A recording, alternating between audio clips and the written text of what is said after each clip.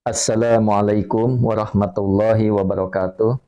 Alhamdulillahi rabbil alamin. Allahumma sholli ala Rasulillah. Teman dan sahabat semuanya yang dimuliakan oleh Allah Subhanahu wa taala.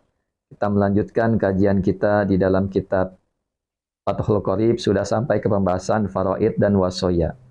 Qala al-musannifu rahimallahu taala nafa'anallahu bihi wa bi ulumihi fi darini amin. Kitab Ahkamil Faraidi wal Wasoya. Adapun ini ialah sebuah kitab atau pembahasan ketentuan hukum faraid dan wasoya, wasiat.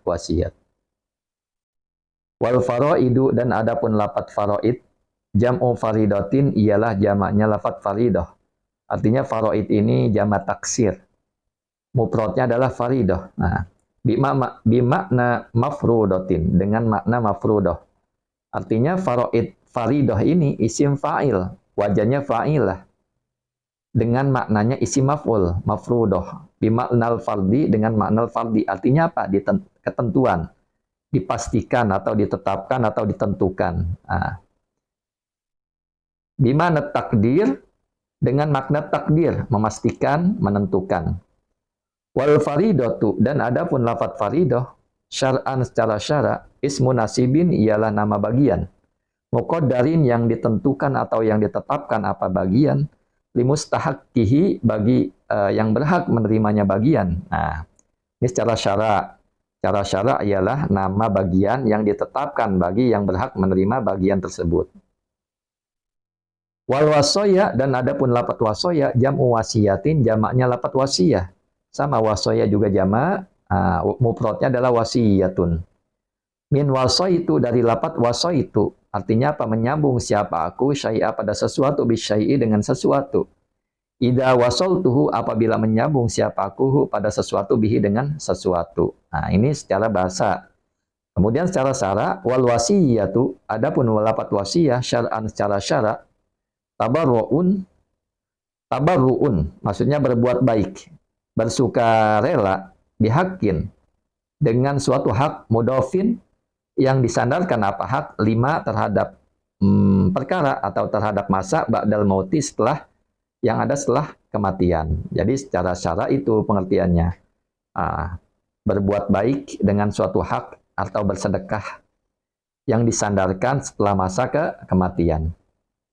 Kemudian wal warisuna minarijali, dan adapun ahli waris minarijali, dari kalangan lelaki, al mujma'i, yang disepakati ala irsihim, atas penerimaan warisan mereka, asyratun ialah 10. Bil ikhtisori, dengan secara diringkas. Jadi ahli waris itu yang disepakati penerimaan mereka ialah 10. Ini pun sudah diringkas. Wabil basti, dan apabila diperluas, khamsata asyar, ialah ada 15. Wa ada, dan menghitung al-musannifu, siapa musannif, al-asyrata, pada 10, bikaulihi, dengan perkataan musannif. Yang pertama ialah yaitu al-ibnu, anak. Wa ibnul ibni, putranya anak, artinya cucu. Wa in asfala, sekalipun ke bawah. Wal abu, dan bapak. Wal jaddu, dan kakek. Wa in ala, meskipun ke atas, artinya bapak, bapaknya lagi. Sama, ini juga sama, anak, anaknya lagi. Nah, wal akhu, dan saudara laki. Wa ibnul akhi, dan anak putra saudaranya laki. Wa intaroho, meskipun jauh. Artinya apa? Ketika ini saudara laki, dia punya anak B. Nah, punya anak lagi C misalkan.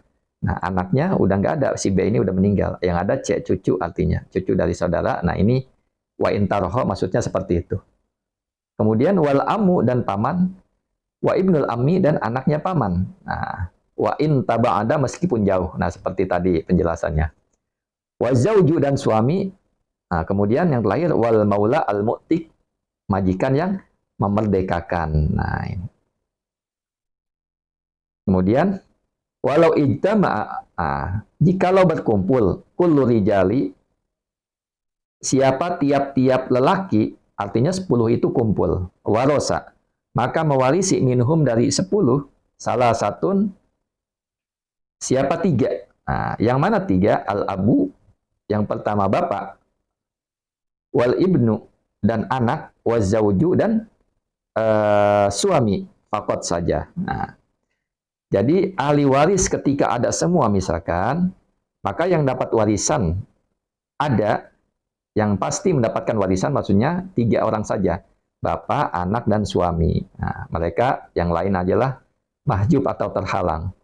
Wala yakunu dan tidak ada al-maitu siapa mayit fi hadis surati di gambaran ini, artinya di contoh ini, ila imro'atan kecuali mayitnya ialah perempuan. Nah, seperti itu. Jadi yang meninggal ya jadi yang jadi mayit ya perempuan. Kemudian